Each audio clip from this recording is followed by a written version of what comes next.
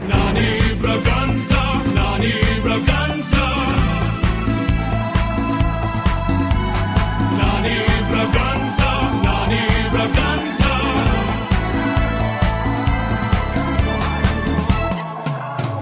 Tahimik at moderno ang pamayanan, di ubra, illegal fishing, maging ang droga, ospital, hotel at airport, nandito na.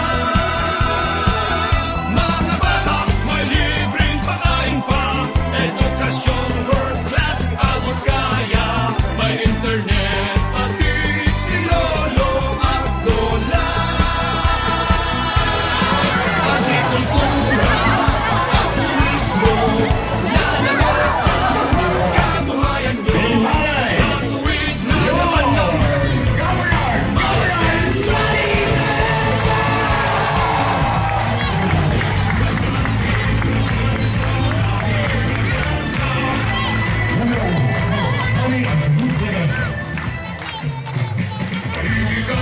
Salamat, Papa Noni.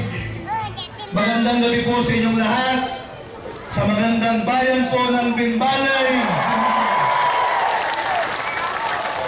Kami po nanunungkulan para magtrabaho para sa inyo. Kami ho sumusumpa para magtrabaho po para sa inyo at hindi po para kayo ang magtrabaho po para sa amin.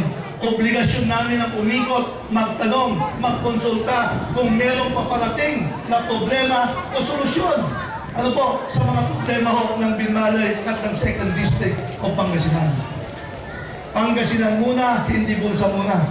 Kaya tuloy, ako ho ay naniniwala na sa dami niyo po ngayong gabi rito. Sa dami niyo po ngayong gabi rito, si Sam Rosario ang susunod na mayor.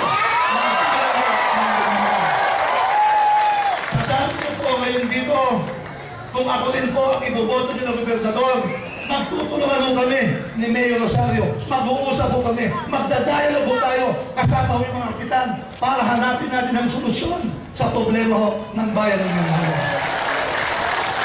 Ako naman ho yung magko-commercial, di ba?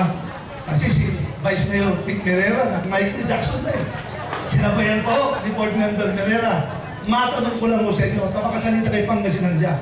Paano po sinasabi yung Pangasinan muna sa Pangasinan? Pangasinan muna. Pangasinan ni. Pangasinan ni. Pangasinan ni Braganza po para governor ng lalawigan ng Pangasinan. At po ay